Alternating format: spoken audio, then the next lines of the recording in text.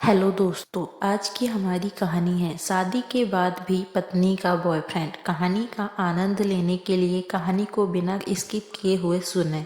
शादी के बाद भी पत्नी का बॉयफ्रेंड। एक लड़की की शादी उसकी मर्जी के बिना एक सीधे साधे लड़के से हो जाती है, जिस लड़के के घर में उसकी माँ के अलावा और कोई नहीं था। दहेज में लड़की को बहुत सारा सामान और पैसे भी मिले थे, लेकिन लड़की किसी और लड़के से बेहद प्यार करती थी। अब लड़की की शादी बिना मर्जी के तो हो ही गई थी और अब लड़की अपने ससुराल आ गई थी। तभी सुहाग रात के वक्त लड़का दूध लेकर कमरे में आता है और उस लड़की यानी अपनी पत्नी के पास बैठ जाता है। तभी उसकी पत्नी गुस्से से अपने पति से कहती है, क्या तुम मुझे अकेला छोड़ सकते हो? उसकी ये बात सुनकर उसका पति बहुत दुखी होता है, लेकिन फिर भी वह खुशी से ये कहता है, नहीं तुम आराम करो, मैं सिर्फ तुम्हारे लिए दूध ले आया था। यह कहकर वह कमरे से बाहर चला जाता है। लड़की मन मारकर ही रह जाती थी, क्योंकि लड़की चाहती थी कि उसने झगड़ा क्यों नहीं किया ताकि उस गवार से तलाक ले सके। लड़की को ससुराल में 3-4 दिन हो ही गए थे, मगर वो तो बस पूरा दिन फोन पर बॉयफ्रेंड से बात करती थी और उधर लड़की की माँ बिना शिकायत करे एक दिन भर का सारा काम करती थी। बस सबके लिए खाना भी खुद ही बनाती थी, फिर भी उसकी माँ के चेहरे पर हर वक्त मुस्कुराहट ही रहती थी। लड़का एक कंपनी में छोटी सी नौकरी करता था। वह बेहद ही ईमानदार और मेहनती था। सुबह अपने काम पर जाता और शाम को थका हारा घर आता, मगर उसकी पत्नी उसे एक गिलास पानी भी नहीं पूछती थी। अब लड़के और लड़की की शादी को करीब 1 महीना हो गया था, मगर अब तक वह दोनों एक साथ कभी नहीं सोए थे।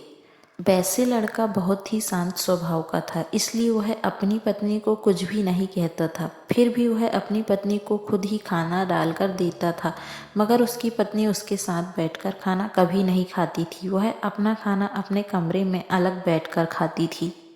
लड़की को दहेज में एक स्कूटी भी मिली थी। लड़का जैसे ही अपने काम पर निकल जाता था, उसके आधे घंटे के बाद ही लड़की भी अपनी स्कूटी लेकर अपने बॉयफ्रेंड से मिलने चली जाती थी और लड़की के आने से पहले ही वो अपने ससुराल वापस आ जाती थी।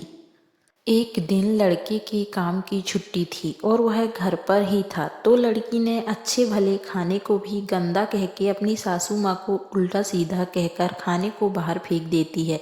ये सब देखकर लड़के को बहुत ही गुस्सा आता है और वह गुस्से गुस्से में अपनी पत्नी पर हाथ उठा देता है, मगर उसकी माँ फिर भी अपने बेटे को ही डांटती है।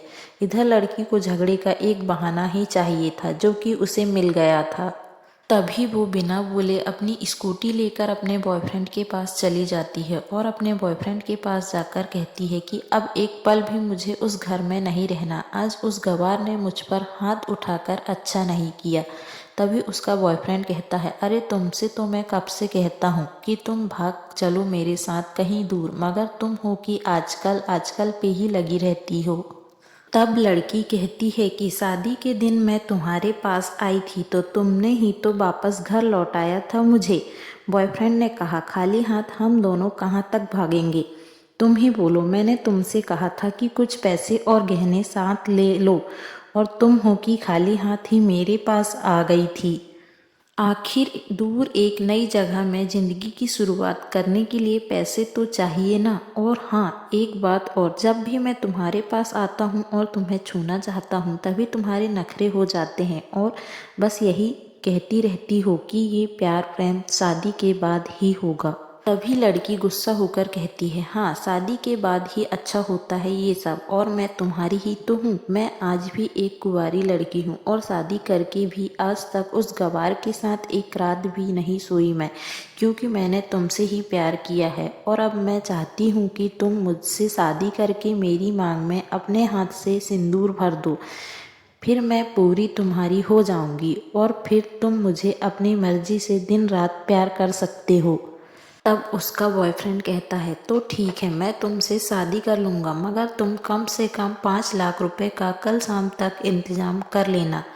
मैं तुम्हें एक होटल का पता दे रहा हूँ, तुम उस होटल में रात को 10 बजे तक पहुँच जाना। लड़की कहती है, उस गवार के पास कहाँ होगा पैसा, बल्कि मेरे पापा ने उसे दहेज में 3 लाख रुपए और कुछ गहने दिए थे।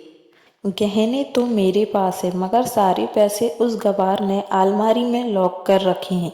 मगर मैं जैसे तैसे अलमारी की चाबी लेकर सारे पैसे निकालकर तुम्हारे पास हमेशा के लिए आ जाऊंगी। यह कहकर वह लड़की अपने ससुराल पहुंचती है। लड़की ससुराल पहुंचकर अपने पति और सास से लड़ाई करती है और वो उन पर खूब चिल्लाती है। मगर अफसोस, वो अकेली ही चिल्लाती रहती है। उसका पति और उसकी सास बिल्कुल शांत रहते हैं। तभी लड़की अपने कमरे में चली जाती है और अचानक उसके बॉयफ्रेंड का लड़की के फ़ोन पर मैसेज आता है कि कब आ रही हो पैसे लेकर। लड़की मैसेज का जवाब देती है, सब्र करो, मैं वक्त पर आ जाऊंगी। तब उसका पति दरवाज़ा खटखटाता है और अपनी पत्नी से कहता है कि खाना खा लो। तभी पत्नी कहती है, मैं खाना तभी खाऊंगी, पहले मुझे अलमारी की चाबी दे दो। पति दरवाजे के नीचे से चाबी देकर कहता है, यह लो, अपना काम करके खाना खा लेना, क्योंकि अभी तक मैंने और माँ ने भी खाना नहीं खाया। माँ ने कहा हम आज साथ बैठकर ही खाना खाएंगे। लड़की कहती है, माँ और तुम खाना खा लो, मैं बाहर से खाना खाकर आई हूँ। यह सुनकर लड़का चला जाता है। तभी लड़की जल्दी से चाबी को उठाकर अलमारी खोलती है। अलमारी खोलकर वह उसमें क्या देखती है कि उसमें दहेज के पूरे 3 लाख और सारे गहने तो रखे ही थे, बल्कि उसमें एक डायरी भी रखी हुई थी।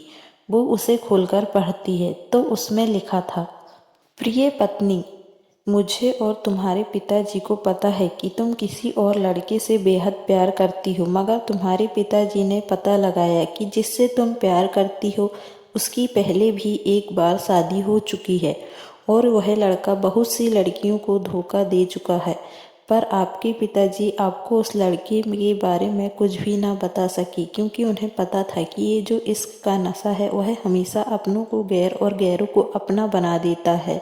इसलिए तुम्हारे पिताजी ने मेरे आगे हाथ जोड़कर ये कहा कि मेरी बेटी का हमेशा ख्याल रखना। एक बाप के मुंह से एक बेटी की कहानी सुनकर मेरी भी आंखों में आंसू आ गए और मुझे यकीन हो गया था कि एक अच्छा पति होने का सम्मान मुझे मिले ना मिले, मगर एक दामाद होने की इज्जत मैं हमेशा पा सकता हूँ।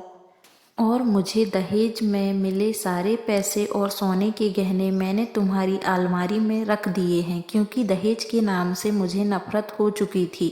इस दहेज के कारण ही मैंने अपनी बहन और पिता को खोया था और मेरे पिता के अंतिम शब्द भी यही थे कि किसी बेटी के बाप से कभी 1 रुपया भी दहेज ना लेना। और उस डायरी में यह भी लिखा था कि तुम मुझसे आज़ाद हो और तुम कहीं भी जा सकती हो। डायरी के बीच के पन्नों में तलाक के पेपर रखे हैं, जहां मैंने पहले ही साइन कर दिए हैं। जब तुम्हें लगे कि अब इस गवार के साथ नहीं रहना, तब तुम इस तलाक के पेपर पर साइन करके अपने सारे पैसे और जेवर लेकर जा सकती हो। लड़की डायरी पढ़कर हैरान भी थी और परेशान भी थी। ना चाहते हुए भी उसके गंवार पति के शब्दों ने उसके दिल को छू लिया था। अब वो ना चाहते हुए भी गंवार पति के अनदेखे प्यार को महसूस करने लगी थी। वह फूट फूट के रोने लगी। डायरी में आगे लिखा था कि मैंने तुम्हें इसलिए मारा क्योंकि आपने माँ को गाली दी, और जो बेटा खुद के आगे अपनी माँ की बेइज्जती होते सहन कर ले, फिर वह बेटा ही कैसा। इसलिए मुझे माफ़ कर देना, क्योंकि मेरे लिए माँ का दर्जा सबसे बड़ा है और आपको मैं दुल्हन बनाकर अपना हमसफ़र बनाने लाया हूँ। आपसे ज़बरदस्ती करने नहीं। आपको मुझसे प्यार हो ना हो, लेकिन मैं अंत तक सिर्फ आपसे ही प्रेम करता रहूँगा। अब फैसला तुम्हारे ही हाथों में है। अब लड़की दुल्हन बन चुकी थी और उसकी आंखों से आंसू बह रहे थे। अचानक लड़की के बॉयफ्रेंड का फ़ोन आता है। तभी गुस्से में लड़की अपने फ़ोन को स्विच ऑफ करके फ़ोन का सिम कार्ड तोड़ देती है।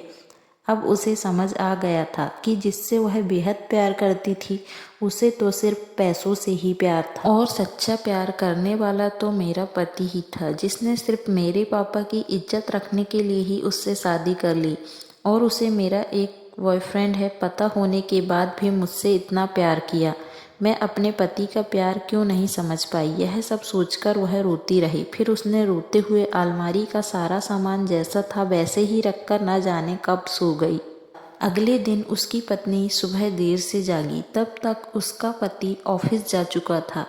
तभी पहले नहा धोकर उसने साड़ी पहनी, फिर लंबा सा अपनी मांग में सिंदूर लगाया। जबकि पहले एक बिंदी जैसी साइड पर सिंदूर लगाती थी ताकि कोई लड़का ध्यान न दे और किसी को ये पता न चल जाए कि यह एक शादीशुदा है। मगर आज 10 किलोमीटर से भी दिखाई दे ऐसी लंबी और गाढ़ी सिंदूर लगाई थी। फिर उसने अपना मंगलसूत्र पहना और किचन में जाकर सासू माँ को ज़बरदस्ती कमरे में आराम करने देती है और खुद अकेली सबका खाना बनाती है। पहले सासू माँ को खाना खिलाती है और फिर अपने पति को फ़ोन करके उसके ऑफिस का पता पूछती है। उसका पति उसको ऑफिस का पता देते हुए सोचता है कि कहीं उसकी पत्नी ने तलाक देने का फैसला तो नहीं कर लिया, मगर उसे कहाँ पता था कि अब वो सुधर गई है और उसे ही अपना पति मान चुकी है। इतने में ही उसकी पत्नी स्कूटी लेकर उसके ऑफिस खाना लेकर पहुंच जाती है। पत्नी को देखकर पति हैरान हो जाता है। तभी वह अपनी पत्नी से पूछता है, सब ठीक है ना? माँ ने तुमसे कुछ कहा तो नहीं दिया? उसका पति सवाल पर सवाल पूछे जा रहा था। तभी पत्नी अचानक सबके सामने अपने पति के सीने से लिपट जाती है और उससे कहती है कि सब ठीक है, मगर मुझे तुमसे कुछ कहना है। पति कहता है, हाँ कहो। तब पत्नी सबके सामने कहती है, आई लव यू मेरे प्यारे पति, I love you for ever.